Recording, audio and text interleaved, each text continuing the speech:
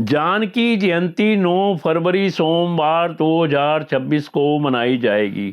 अष्टमी तिथि प्रारंभ 9 फरवरी 2026 को प्रातःकाल 5:01 से अष्टमी तिथि समाप्त 10 फरवरी 2026 को प्रातःकाल 7:27 तक। हिंदू धर्म में जानकी जयंती का खास महत्व है। इस दिन माता सीता और भगवान राम की पूजा की जाती है। कहते हैं जो भी विवाहित महिला व्रत तथा पूजन करने के साथ व्रत कथा पढ़ती या सुनती है तो उसकी पूजा पूर्ण होती है और उसे अखंड सौभाग्य का वरदान मिलता है। फाल्गुन मास में कृष्ण पक्ष की अष्टमी तिथि के दिन जानकी जयंती मनाई जाती है। इस दिन माता सीता और भगवान राम की पूजा की जाती है। जानकी जयंती को सीता अष्टमी के नाम से भी जाना जाता है। पौराणिक कथाओं के अनुसार इस तिथि पर राजा जनक को सीता जी की प्राप्ति हुई थी और उन्होंने सीता जी को अपनी कन्या के रूप में स्वीकार किया था। मान्यता है कि इस दिन व्रत और पूजन के साथ व्रत कथा पढ़ने और सुनने से घर परिवार में सुख शांति और अखंड सौभाग्य का वरदान मिलता है। जानकी जयंती की पौराणिक कथा के अनुसार मिथिला नरेश राजा जनक की कोई संतान नहीं थी। वे अपनी प्रजा से बेहद प्यार करते थे। कई वर्ष तक उनके राज्य में वर्षा नहीं हुई थी। उनके राज्य में अकाल की स्थिति उत्पन्न हो गई थी। तब राजा ने अपने राज्य को इस मुसीबत से बचाने के लिए पुरोहितों और मुनियों ने यज्ञ करने को कहा। साथ ही स्वयं खेत जोतने का उपाय भी बताया। राजा जनक ने हल पकड़ा और खेत जोतने लगे। तभी अचानक उनका हल खेत में एक जगह फंस गया और कई प्रयासों के बाद भी वो नहीं निकला जहां हल फंसा हुआ था। जब राजा जनक ने वहां की मिट्टी हटवाई तो उन्हें वहां एक कलश में कन्या मिली। जैसे ही वो कन्या पृथ्वी से निकली तो अचानक से बारिश शुरू हो गई। इस कन्या का नाम राजा जनक ने सीता रखा।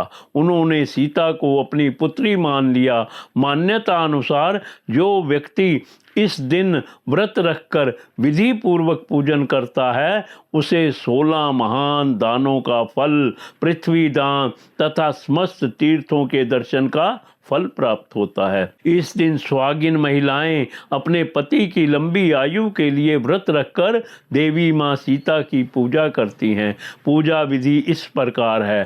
फाल्गुन कृष्ण अष्टमी के दिन सुबह नित्य कर्मों से निवृत्त होकर स्नान करके स्वच्छ धुले हुए वस्त्र धारण करें। माता सीता तथा भगवान श्री राम की पूजा करें। राम सीता की प्रतिमा पर श्रृंगार की सामग्री चढ़ाएं। श्री राम को पीले और माता सीता को लाल वस्त्र पहनाएं।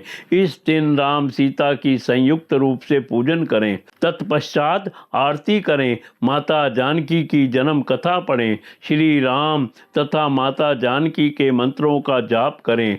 दूध गुड़ से बने व्यंजन बनाएं और दान करें। शाम को पूजा करने के बाद इस व्यंजन से व्रत खोलें। मंत्र इस प्रकार पढ़ें। श्री सीतारामाय नमः, श्री सीताय नमः, श्री रामाय नमः। निर्णय सिंधु पुराण के अनुसार फाल्गुनस्य चामासस्य कृष्णाष्टभ्याम महीपतम जाता दाशरथ्यम पत्नी तस्मिनम हनि जानकी। अर्थात फाल्गुन कृष्ण अष्टमी के दिन जनक नंदिनी प्रकट हुई थी जो मर्यादा पुरुषोत्तम प्रभु श्री राम जी की पत्नी हैं।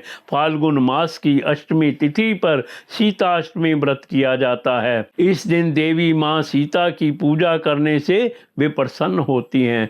महाराज जनक की पुत्री विवाह पूर्व महाशक्ति स्वरूपा थी।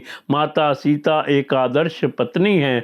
माता सीता का विवाह मर्यादा पुरुषोत्तम भगवान श्री राम के साथ हुआ था। पश्चात उन्होंने राजा दशरथ की संस्कारी बहू और वनवास के दौरान प्रभु श्री राम के कर्तव्यों का पूरी तरह पालन किया।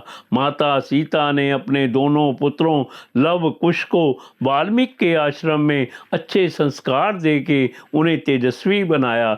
इसलिए माता सीता भगवान श्री राम की श्री शक्ति हैं। फाल्गुन कृष्ण अष्टमी का व्रत रखकर देवी सीता सीता की आराधना करके सुखद दाम्पत्य जीवन की कामना की जाती है। सुहागिन महिलाओं के लिए यह व्रत बहुत महत्वपूर्ण है। शादी योग्य युवतियां भी यह व्रत कर सकती हैं, जिससे वह एक आदर्श पत्नी बन सकें। यह व्रत एक आदर्श पत्नी और सीता जैसे गुण हमें भी प्राप्त हों, इसी भाव के साथ रखा जाता है। सीता के मिथिला में आते ही वहाँ की खुशियाँ वापस आ गई। इसके बाद से लोग सुख के साथ जीवन यापन करने लगे। शास्त्रों के अनुसार जिस दिन माता सीता राजा जनक को खेत में मिली थी, उस दिन फाल्गुन माह के कृष्ण पक्ष की अष्टमी तिथि थी। इसके बाद से ही इस तिथि को माता सीता का प्राकट्य दिवस मनाया जाता है। यह दिन भक्त बेहद ही हर्षोल्लास के साथ मनाते हैं।